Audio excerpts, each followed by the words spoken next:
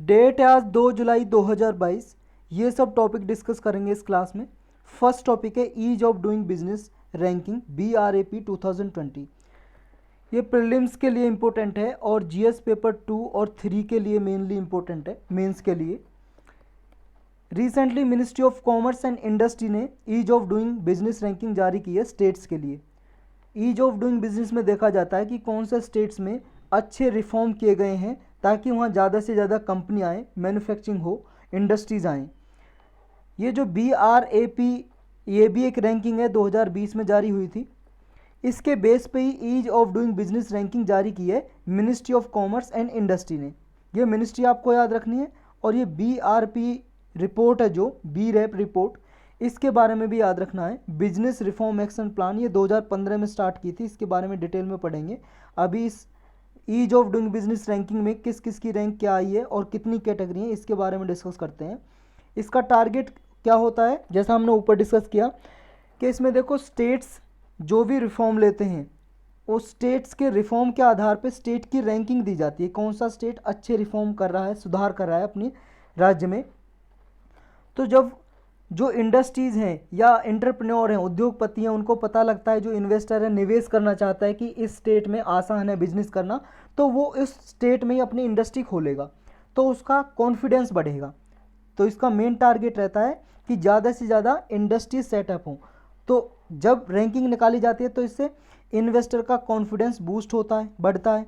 उसे पता लगता है इस स्टेट में अच्छा है बिजनेस करना, तो वहाँ पे जाता है वो। बिजनेस फ्रेंडली क्लाइमेट इंक्रीज होता है। फोस्टर का मतलब इंक्रीज होना, ऑगमेंट का मतलब भी इंक्रीज, बढ़ना। Ease of doing business increase होता है हमारी कंट्री में। हेल्दी कंपटीशन बढ़ता है एक दूसरे स्टेट के बीच में, क्योंकि जब एक स्टेट अच्छा परफॉर्म कर रहा होता है, उसकी रैंकिंग अच्छी आती है, तो दूसरा स्टेट भी सोचता है कि हम अगली बार से अच्छी रैंकिंग लेके आएंगे, ऐसे रिफॉर्म लेके आएंगे, सुधार लेके आएंगे, ताकि हमारे स्टेट में, राज्य में ज़्यादा से ज़्यादा कंपनी आए, सेटअप हो, इंडस्ट्रीज़। पैरामीटर्स क्या है जिसके बेस पे ये रैंकिंग दी जाती है? ये पैरामीटर हैं जिनके आधार पर रैंकिंग निकाली जाती है। जैसे कंस्ट्रक्शन परमिट, किस स्टेट में कंस्ट्रक्शन परमिट लेने के लिए कितना टाइम लगता है, कितना फॉर्मेलिटीज़ हैं।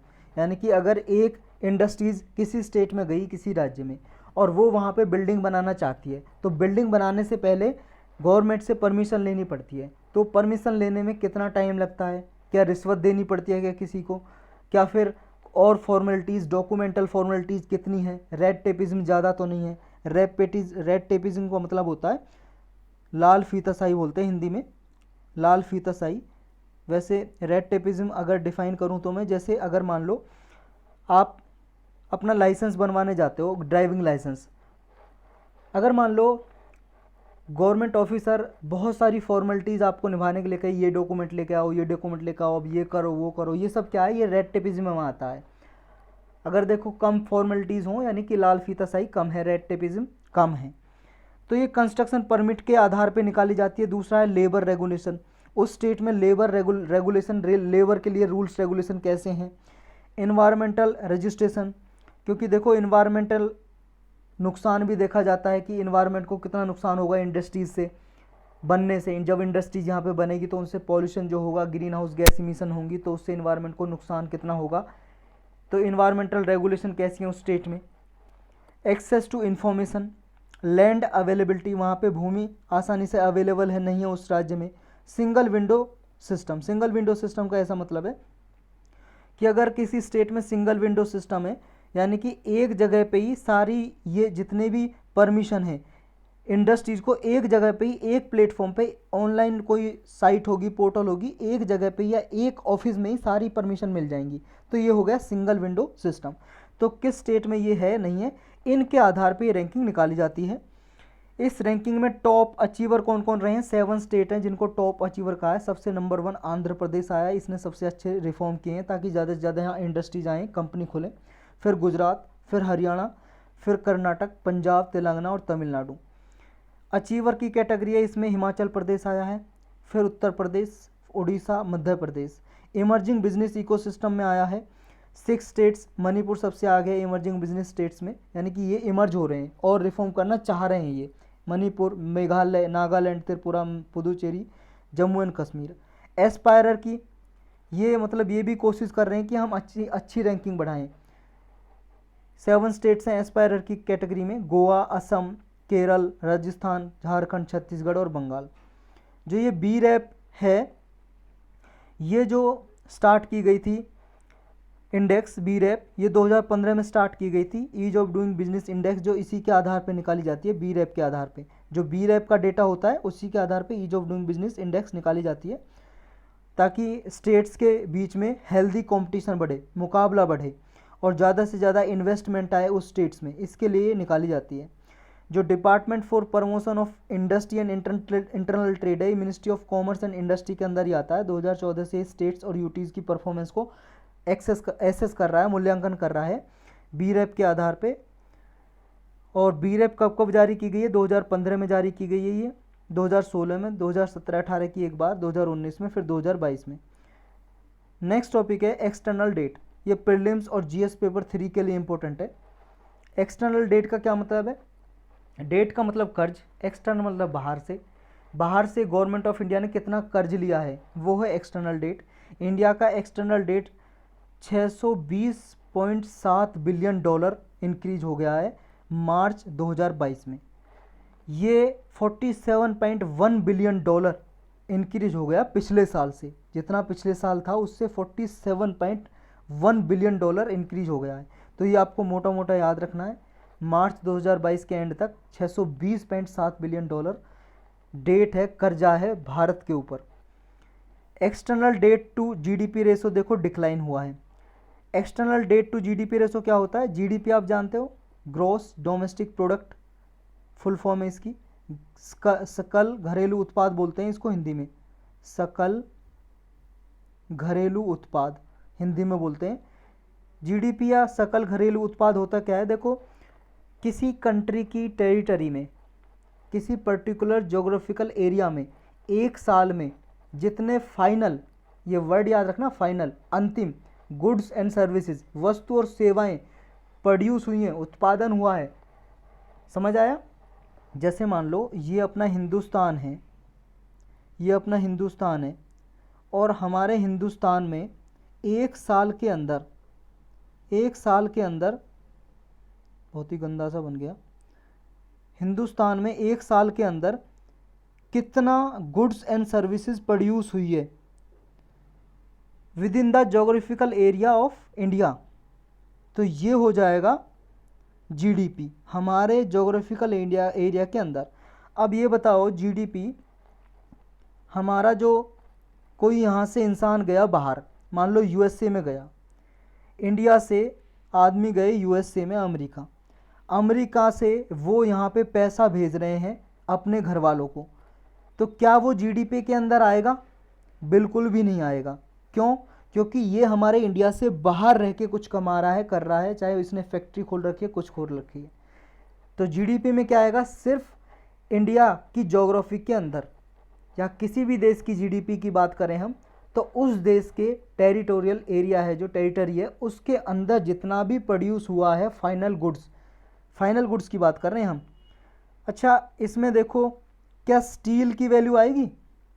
स्टील की वैल्यू आएगी? अगर स्टील बनाया है किसी कंपनी ने, स्टील मान लो 1 करोड़ रुपए का बनाया है एक साल में, तो स्टील काउंट होगा जीडीपी में? देखो, स्टील काउंट नहीं होगा। स्टील जब ही काउंट होगा अगर ये फाइनल गुड्स की तरह है, क्योंकि स्टील से देखो बहुत सारे बर्तन बनते हैं, यूटेंसिल बहुत सारे गाड़ियों में, कार्स में, ट्रक वगैरह में यूज होता है, घरों में यूज होता है। तो इसकी फाइनल गुड्स मतलब फाइनल वैल्यू काउंट की जाएगी गुड्स और सर्विसेज की। यानी कि स्टील से अगर मान लो ये बर्तन बन गया और ये बर्तन बनने के बाद ये बिचा है, तो इस बर्तन की वैल्यू क्या है, वो फाइनल गुड्स वो काउंट होगी। इंटरमीडिएरी गुड्स जो होती हैं जीडीपी में काउंट नहीं होती। इंटरमीडिएरी का मतलब बिचौलिए, यानी कि बीच वाली वस्तुएं जो होती हैं उनकी वैल्यू, उनकी कीमत काउंट नहीं होती। ये बात आपको याद रखनी है। तो यहाँ पे हम बात कर रहे थे external debt to GDP ratio की। इसे मैं इरेज कर लेता हूँ। देखो, इतना सिंपल क्वेश्चन पूछती है यूपीएससी, इकोनॉमी से, पॉलिटी से, ये ऐसे सब्जेक्ट हैं, इकोनॉमी, पॉलिटी और ज्योग्राफी, बहुत ही बेसिक चीज़ पूछती है और बेसिक चीज़ में फंस जाते हैं हम लोग। तो जीडीपी के बारे में भी बहुत बार पूछा है, और इस बार भी देखो रियर और वो है ना रीर है और एक नीर है, उसके बारे में पूछा। ये भी देखो जीडीपी से रिलेटेड है, रीर और नीर। ये एनसीईआरटी में 12th क्लास की एनसीईआरटी में अच्छे से दिया हुआ है, जो मैक्रो इकोनॉमिक्स की एनसीईआरटी है 12th क्लास की, उसमें अच्छे से दिया हुआ है। एनसीईआरटी बेस्ड ही आते हैं देखो बेसिक क्वेश्चन। तो external debt to GDP ratio की बात कर रहे थे हम। External debt to GDP ratio का मतलब हो जाएगा, ऊपर लिख देंगे हम एक्सटर्नल डेट और नीचे लिख देंगे हम जीडीपी बटे में जीडीपी। तो ये हो गया external debt to GDP ratio. External debt मान लो हमारा 10 रुपये था, मान लो 10 रुपये, वैसे तो 620 बिलियन डॉलर है, 10 रुपये, और जीडीपी मान लो 5 रुपये थी। तो अब क्या हुआ, ये देखो जो रेशो आया है, कुत्तों ने भौंकना शुरू कर दिया, थोड़ा पॉज करना पड़ेगा। तो ये हम बात कर रहे थे external debt to GDP ratio की। अगर मान लो एक्सटर्नल डेट 10 रुपये था, जीडीपी 5 रुपये थी, तो कितना आया रेशो, 5 दूनी 10, 2 आया। अगर मान लो जीडीपी इंक्रीज हो जाए, 6 हो जाए, तो 1 पॉइंट समथिंग आएगा, 1.9 के लगभग आएगा, कुछ 1.9 नहीं आएगा तो 1.6 लगा लो, 1.6 आएगा लगभग। यानी कि external debt to GDP ratio हमारा डिक्लाइन हुआ है। वो किस वजह से हुआ है, क्योंकि हमारी जीडीपी इंक्रीज हो गई। पहले थी ये external debt to GDP ratio था 21.2% था पिछले साल, और इस साल कितना हो गया, ये डिक्लाइन करके 99.9% मार्च 2022 के एंड में। देखो मैं इस टॉपिक को डिटेल में इसलिए समझा रहा हूँ, इस तरह के क्वेश्चन बहुत बार यूपीएससी पूछता है प्रीलिम्स में, तो याद रखना external debt to GDP ratio घटा है, डिक्रीज हुआ है। कितना घटा है ये याद ना रहे तो कम से कम इतना याद होना चाहिए कि डिक्रीज हुआ है पिछले साल से इस साल में। और वैल्यूएशन गेन्स है, देखो इसमें क्या है, अगर हम वैल्यूएशन गेन्स की बात करें, वैल्यूएशन गेन्स का मतलब है जैसे आरबीआई के पास फॉरेन एसेट्स हैं। फॉरेन एसेट्स का मतलब है कि विदेशी संपत्ति है, जैसे विदेशी डॉलर है, डॉलर है हमारे पास, यूएस का डॉलर है, आरबीआई के पास डॉलर रखे रहते हैं। या फॉरेन करेंसी कोई सी है, मुद्रा है, चाइनीज़ करेंसी है, या जापानीज येन है, जापान की करेंसी का नाम है, जैसे हमारी इंडिया की करेंसी है मुद्रा येन, ऐसी जापान की, मतलब हमारे इंडिया की रुपया है जैसे मुद्रा, ऐसे जापान की येन है, यूरोप की यूरो है। तो येन, यूरो और यूएस डॉलर है आरबीआई के पास। इसकी वैल्यू देखो हमारे यहाँ पे इंक्रीज हो गई, क्योंकि देखो रुपए के मुकाबले जो डॉलर है वो इंक्रीज हुआ है, क्योंकि हमारी रुपए की वैल्यू घट गई है। आपको पता है 77-80 के बराबर चल रहा है $1 बराबर रुपया, $1 के बराबर 77 या 78 के लगभग है रुपया, आपको पता ही होगा, लगभग मोटा मोटा 80 मान लो, 80 रुपीज़ के बराबर। तो पहले से ज़्यादा डॉलर की वैल्यू इंक्रीज हुई है, हमारा रुपया घट गया। तो इस वजह से जो आरबीआई के पास रखी थी ना फॉरेन करेंसी, विदेशी मुद्रा, वो रखे रखे बढ़ गई है, इंक्रीज हो गई है उसकी वैल्यू, हमारा रुपया घट गया। तो ये लगभग 11.7 बिलियन इंक्रीज हो गई है, उसकी वैल्यूएशन गेन हुआ है ये। तो इसको अगर लगाएं तो हमारा जो एक्सटर्नल डेट है, अगर हम मान लो वैल्यूएशन गेन्स को एक्सक्लूड कर दें, तो हमारा एक्सटर्नल डेट पिछले साल के मुकाबले 58.8 बिलियन इंक्रीज हुआ है, बढ़ा है। लेकिन अगर वैल्यूएशन गेन्स को ना लगाएं तो 47.1 बिलियन बढ़ा है, वरना 58.8 अगर वैल्यूएशन गेन्स को हम लगाएं तो, काउंट करें तो। इंडिया का जो लॉन्ग टर्म डेट है, लॉन्ग टर्म डेट का मतलब है जो 1 साल से ज़्यादा अवधि के लिए होता है, 1 साल से ज़्यादा पीरियड का लोन होता है। हमने किसी से लोन लिया बाहर से, 1 साल से ज़्यादा के लिए लिया, 2 साल के लिए, 3 साल के लिए, या 1 साल 1 महीने के लिए, तो वो सब आता है लॉन्ग टर्म डेट में। ये 499.1 बिलियन डॉलर हो गया है, लगभग 500 बिलियन डॉलर लगा लो। और टोटल कितना था, 620.7 बिलियन डॉलर था ना, मोटा मोटा 620 बिलियन डॉलर मान लो आप। ये मार्च 2021 के एंड में से इंक्रीज हो गया, लगभग 26.5 बिलियन डॉलर इंक्रीज हुआ है लॉन्ग टर्म एक्सटर्नल डेट। और देखो जो शॉर्ट टर्म डेट है वो 19.6% इंक्रीज हुआ है, पिछले साल था 17.6% इंक्रीज हुआ था पिछले साल से, और पिछले साल से अब ये 19.6 इंक्रीज हुआ है। रेशो देखें अगर short term debt to foreign exchange reserve, ये भी इंक्रीज हुआ है। फॉरेन एक्सचेंज रिजर्व का मतलब जितना आरबीआई के पास विदेशी मुद्राएं हैं, विदेशी करेंसी, फॉरेन करेंसी, उसमें शॉर्ट टर्म डेट का रेशो देखें तो ये भी इंक्रीज हुआ है 20%। तो ये भी आपको याद रखना है, और ज़्यादा कुछ याद रखने की ज़रूरत नहीं है। नेक्स्ट टॉपिक है PSLV C-53 DSEO mission. ISRO ने देखो कुछ 3 सैटेलाइट भेजे हैं, ये कहाँ से? श्रीहरिकोटा आइलैंड है आंध्र प्रदेश में, वहाँ पे सतीश धवन स्पेस सेंटर बना हुआ है, यहाँ से लॉन्च किए हैं ये। और ये PSLV लॉन्च व्हीकल है, रॉकेट है, ये देख सकते हो, ये है रॉकेट, इसका नाम है पोलर सैटेलाइट लॉन्च व्हीकल, इसका वर्जन है C-53 और सैटेलाइट का नाम है, मिशन का नाम जो भेजे हैं DSEO मिशन। ये 30 जून 2022 को इसरो ने भेजे थे। ये जो मिशन है ये सेकंड मिशन है न्यू स्पेस इंडिया लिमिटेड का। ये कॉमर्शियल एजेंसी है इसरो की ही। इसरो तो आप जानते हो इंडियन स्पेस रिसर्च ऑर्गेनाइजेशन, ये 1969 में बनाई थी। 1969 में स्पेस एजेंसी है इंडिया की, स्पेस के बारे में रिसर्च करती रहती है, आसमान के बारे में, और सैटेलाइट वगैरह भेजती है। इसी की 2019 में ये कॉमर्शियल आर्म बना दी। कॉमर्शियल आर्म का मतलब ये एक तरह से कोई दूसरी कंट्री हमारे देश से सैटेलाइट भिजवाना चाहती है तो उससे डील करती है न्यू स्पेस इंडिया लिमिटेड। ये as a public sector undertaking है, ये समझ लो गवर्नमेंट कंपनी है डिपार्टमेंट ऑफ स्पेस के अंदर। Department of space directly prime minister के अंडर काम करता है। डिपार्टमेंट ऑफ स्पेस के अंडर ही इसरो आती है, और ये किसके अंडर काम करता है? डायरेक्टली प्राइम मिनिस्टर के अंदर। कोई मिनिस्ट्री नहीं है, डिपार्टमेंट ऑफ स्पेस जिस मिनिस्ट्री के अंदर हो, डायरेक्ट प्राइम मिनिस्टर के अंदर होता है, याद रखना है। 2019 में बनाया था न्यू स्पेस इंडिया लिमिटेड, 1969 में बनाया था इसरो, और डिपार्टमेंट ऑफ स्पेस बनाया था 1972 में। फिर डिपार्टमेंट ऑफ स्पेस के अंडर ये इसरो को कर दिया था 1972 के बाद ही। और देखो ये 2019 में बनाई थी कंपनीज एक्ट के थ्रू। कंपनीज एक्ट जो बना हुआ है ना, कंपनीज एक्ट बना हुआ है 2013 का, कंपनीज एक्ट जिसके थ्रू कंपनी बनती है हमारे देश में, उसी के अंदर बनाई थी ये न्यू स्पेस इंडिया लिमिटेड। तो इसने ये सेकंड मिशन भेजा है अपना, PSLV C-53 के थ्रू DSEO सैटेलाइट भेजे हैं। सिंगापुर के भी देखो 2 सैटेलाइट गए हैं। सिंगापुर एक देश है, आपको पता है, इसको मैं इरेज कर लेता हूँ।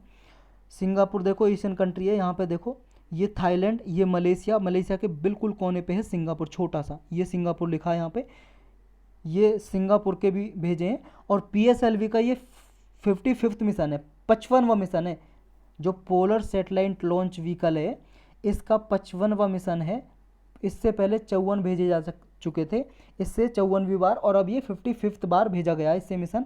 और PSLV कोर एलोन वेरिएंट का 15th मिशन है। ये इतना वैसे आपको याद करने की जरूरत है नहीं, ये याद रख लो आप। देखो इसमें PSLV C-53 में 3 सैटेलाइट गए, एक DSEO ये 365 किलोग्राम का, एक न्यूसार 155 किलोग्राम का सिंगापुर का था, और ये इंडिया का था DSEO। और थर्ड सैटेलाइट भी सिंगापुर का था 2.8 किलोग्राम का, स्कूब 1 नाम का। ये ननयांग टेक्नोलॉजिकल यूनिवर्सिटी है सिंगापुर की, उसका सैटेलाइट है स्कूब 1। जो PSLV orbital experiment module satellite, poem full form है, या DSEO कह सकते हैं शॉर्टकट में। ईओ का मतलब है इलेक्ट्रिक ऑप्टिक। तो ये एक पेलोड भी लेके गया है। ये क्या काम करेगा? ये इमेज प्रोवाइड करेगा, कलर इमेज देगा, अर्थ की इमेज देगा। इसकी वजह से देखो डिजास्टर मैनेजमेंट किया जा सकता है। जैसे डिजास्टर, कहीं पे आपदा संकट आया, सैटेलाइट से इमेज लेके कहाँ पे ज़्यादा नुकसान हुआ है, कहाँ पे लोग परेशानी में, तो इसकी इमेज लेके वहाँ पे पहुँचा जा सकता है। ह्यूमैनिटेरियन असिस्टेंस दी जा सकती है, मानवता के बेस पे सहायता दी जा सकती है किसी देश को या अपने स्टेट को, सेंट्रल गवर्नमेंट दे सकती है। न्यूसार जो सिंगापुर का सैटेलाइट है, ये देखो ये भी इमेज प्रोवाइड करेगा ऑल वेदर कंडीशन में, चाहे डे हो या नाइट हो, डे नाइट में इमेज देगा सिंगापुर को। स्कूब 1 जो सैटेलाइट है ये भी यूनिवर्सिटी का, सिंगापुर की यूनिवर्सिटी का, ये स्टूडेंट सैटेलाइट सीरीज का है। और ये क्या काम करेगा? ये देखो स्कूल के लिए, इलेक्ट्रिकल और इलेक्ट्रॉनिक इंजीनियरिंग के लिए ये काम करेगा। एक तरह से स्टूडेंट ट्रेनिंग प्रोग्राम चलाया जाएगा इसके जरिए, स्कूब 1 सैटेलाइट के द्वारा, सिंगापुर के द्वारा। देखो कोई भी देश किसी भी देश से सैटेलाइट भिजवा सकता है। जैसे अभी इसरो ने भेजा होगा, इसरो की जो कॉमर्शियल आर्म है न्यू स्पेस इंडिया लिमिटेड है जो, उसने भेजा सैटेलाइट सिंगापुर के। तो सिंगापुर से पैसे लिए होंगे, पैसे लेके भेजे होंगे, तो कोई भी भिजवा सकता है। जैसे हम पहले भिजवाते थे USA से, या ये साउथ अमेरिका का फ्रेंच गुयाना जगह है वहाँ पे, या किसी और से, फ्रांस से भिजवाते थे। ऐसे कोई भी भिजवा सकता है किसी भी कंट्री से जहाँ से उसे सस्ता पड़ रहा हो। नेक्स्ट टॉपिक है केतानजी ब्राउन जैक्सन। ये प्रीलिम्स के लिए इंपॉर्टेंट है, बस प्रीलिम्स के लिए भी इतना खास है नहीं, लेकिन पूछा जा सकता है मेंस, मतलब मैच द फॉलोइंग में। केतानजी ब्राउन जैक्सन ये लेडी हैं जो देख रहे हो आप, ये US की हैं, अमेरिका की। हम क्यों पढ़ रहे हैं? इसलिए पढ़ रहे हैं, देखो US के इतिहास में लगभग 233 साल में ऐसा हुआ है, फर्स्ट ब्लैक वुमन ये सुप्रीम कोर्ट में अपॉइंट की गई हैं। वहाँ के प्रेसिडेंट ने अपॉइंट किया है इनको, सुप्रीम कोर्ट की ये जज होंगी। 51 ईयर ओल्ड हैं, इनका अपॉइंटमेंट किया गया जो बिडेन प्रेसिडेंट के द्वारा। प्रेसिडेंट ने यहाँ पे कहा देखो अब तक क्या है, सुप्रीम कोर्ट में वाइट मैन की मेजॉरिटी होती थी। देखो जैसा आप सबको पता है हमारे इंडिया में डिस्क्रिमिनेशन होता है, भेदभाव होता है लोगों के साथ, जाति के नाम पे, धर्म के नाम पे, बहुत सारी चीज़ें हैं उनके नाम पे होता है। इसी तरह से यूएसए में जो भेदभाव होता है वो ब्लैक एंड वाइट की वजह से होता है। कुछ लोग वहाँ पे गोरे हैं और कुछ लोग काले इनकी तरह, तो ब्लैक लोगों से वो भेदभाव करते हैं, डिस्क्रिमिनेशन करते हैं। और अब तक देखो सुप्रीम कोर्ट में वाइट मैन हेजेमनी थी, यानी कि मेजॉरिटी ऑफ द पीपल वहाँ पे जज थे जो सुप्रीम कोर्ट में वाइट मैन थे। लेकिन 233 साल में ऐसा पहली बार हुआ है कि वाइट मैन मेजॉरिटी में नहीं है। इसमें देखो 4 जो हैं 9 मेंबर कोर्ट है, यानी कि वहाँ के सुप्रीम कोर्ट में 9 जज हैं, उनमें से 4 हैं जो वो 4 महिलाएं हैं, वुमन। और अब डाइवर्स, मोस्ट डाइवर्स हो गया है हिस्ट्री में, यूएस की हिस्ट्री में मोस्ट डाइवर्स हो गया है सुप्रीम कोर्ट यूएसए का, यानी कि ब्लैक भी हैं वहाँ पे, वाइट भी हैं उसमें जज, वुमन भी है, महिलाएं भी। तो डाइवर्स कम्युनिटी से यहाँ पे जज अपॉइंट किए गए हैं यूएस के सुप्रीम कोर्ट में। नेक्स्ट टॉपिक है एंथ्राक्स, ये प्रीलिम्स के लिए इंपॉर्टेंट है। एंथ्राक्स एक डिसीज़ है, बीमारी। किससे होती है बीमारी? बैक्टीरिया, वायरस, फंगी या पैरासाइट, इतना याद रखना है। किस किस को अफेक्ट कर सकती है इतना याद रखना है। एंथ्राक्स देखो एक इन्फेक्शियस डिसीज़ है, फैलने वाली। ये डोमेस्टिक और वाइल्ड एनिमल को अफेक्ट कर सकती है। मेनली देखो ये जंगली या घरेलू जो पशु होते हैं उनको अफेक्ट करती है। अभी इसको वाइल्ड बोर में देखा गया, बोर का मतलब सुअर, जंगली सुअर में देखा गया इस बीमारी को। एंथ्रैक्स से देखो ये बैक्टीरिया से होती है, इतना याद रखना है, बैक्टीरिया से बीमारी होती है। बैक्टीरिया का नाम है बैसिलस एंथ्रासिस, बैसिलस एंथ्रासिस इसी के नाम पे रखा गया एंथ्रैक्सिस का नाम। ये सॉइल में पाया जाता है, मिट्टी में। मेनली ये पशुओं को अफेक्ट करता है, पशुओं को बीमार करता है, लेकिन ह्यूमन में भी ये फैल सकती है बीमारी जब वो एनिमल के कांटेक्ट में आते हैं, एनिमल के पास जाते हैं, तो ह्यूमन को भी हो सकती है। सिम्टम क्या होते हैं इसमें जब किसी को हो जाती है बीमारी? ये स्किन अल्सर हो जाते हैं, ब्रीदिंग में डिफ़िकल्टी होती है, सांस लेने में परेशानी होती है, और फोड़े हो जाते हैं चमड़ी पे, स्किन पे। एंटीबायोटिक दी जाती है इसको क्योर करने के लिए, क्योंकि बैक्टीरियल जो डिसीज होती है उनके लिए एंटीबायोटिक दी जाती है इंजेक्शन के जरिए या टैबलेट के जरिए। और ये देखो इसमें जब ये एंथ्रैक्स हो जाता है तो सांस लेना बहुत भारी हो जाता है और कई बार मृत्यु भी हो जाती है, बहुत हानिकारक होती है, फैटल होती है, घातक होती है बीमारी। नेक्स्ट टॉपिक है net non performing assets ratio. Non performing assets देखो हिंदी में इसको बोलते हैं गैर निष्पादित परिसंपत्तियां, गैर निष्पादित परिसंपत्तियां। ये हिंदी में इसलिए बता रहा हूँ मैं भाई साहब, जो हिंदी में आप तैयारी कर रहे हो तो उनको ये टर्म में बहुत परेशानी होती है। परिसंपत्तियाँ आप लिख ही लोगे, परिसंपत्तियाँ, संपत्तियाँ, स्पेलिंग आप खुद लिख लेना। ये net non performing assets ratio क्या है और अभी कंडीशन क्या है हमारे इंडिया में, बस इतना याद रखना है बस आपको। देखो जो नेट परफॉर्मिंग असेट्स है, ये non performing assets, NPA shortcut में बोलते हैं इसको। ये नेट हटा दो अभी, सिर्फ अभी हम नॉन परफॉर्मिंग असेट्स की बात कर रहे हैं। नॉन परफॉर्मिंग असेट्स या गैर सरकारी, गैर निष्पादित परिसंपत्तियां हैं जो non performing assets, NPA shortcut में बोलते हैं। तो एनपीए 2021 में जितना था हमारे इंडिया का वो अब डिक्रीज हो गया 2022 में। 7.4% था एनपीए, अब 5.9% रह गया है। ये ग्रॉस नॉन परफॉर्मिंग असेट्स भी और नेट नॉन परफॉर्मिंग असेट्स भी। ये नॉन परफॉर्मिंग असेट्स होता क्या है बस इतना जानना है हमें इसमें, और ज़्यादा कुछ नहीं जानना, बस इतना याद रखना। पिछले साल से इस साल जो एनपीए वो घटा है, और जो नॉन परफॉर्मिंग असेट्स है ये क्या है, क्या मतलब होता है इसका। सिंपल भाषा में हम बात करते हैं, जैसे मान लो किसी बैंक ने लोन दिया, ये बैंक है, इसने लोन दिया किसी आदमी को। अब ये आदमी लोन चुका नहीं पा रहा है, ये आदमी लोन चुका नहीं पा रहा है, ना तो प्रिंसिपल ही दे रहा है जितना इसने लिया मूल, ना वो दे पा रहा है, ना उसका ब्याज ही दे पा रहा है, कुछ भी नहीं दे पा रहा। तो अब ये जो दिया इसने, अपना पैसा दिया बैंक ने ए आदमी को, तो ये पैसा हो गया नॉन परफॉर्मिंग असेट्स, गैर निष्पादित परिसंपत्तियाँ, क्योंकि ये वापस नहीं आ रहा, डिफ़ॉल्ट में हो गया, डिफ़ॉल्ट हो गया, एरियर पेंडिंग में हो गया। एरियर मतलब पेंडिंग में, डिफ़ॉल्ट मतलब ये डिफ़ॉल्ट यानी कि अब आ नहीं रहा लौट के इसके पास, यानी कि जो लोन दिया, ऋण या एडवांस में कोई पैसा दिया, वो डिफ़ॉल्ट में हो गया, एरियर में हो गया, वही है नॉन परफॉर्मिंग असेट्स। ना तो उसका प्रिंसिपल ही वापस आ रहा, ना ही उसका इंटरेस्ट आ रहा है, यानी कि मूल ना ब्याज, कुछ भी नहीं आ रहा है। ये ऐसा होता है, देखो लोन एग्रीमेंट होता है लेंडर के बीच में और जो लेता है कर्जदार उसके बीच में। नॉन परफॉर्मिंग असेट्स इंडिया में अगर टेक्निकल टर्म में देखें, कोई भी ऐसा लोन या एडवांस किसी को दिया है बैंक ने और उसका ना तो प्रिंसिपल ना इंटरेस्ट पेमेंट आ रहा है पिछले 90 डेज से, यानी कि 3 महीने से, तो फिर उस एसेट्स को, उस संपत्ति को, उस पैसे को डिक्लेयर कर देते हैं नॉन परफॉर्मिंग असेट्स। तो यही था आज के लेक्चर में बस।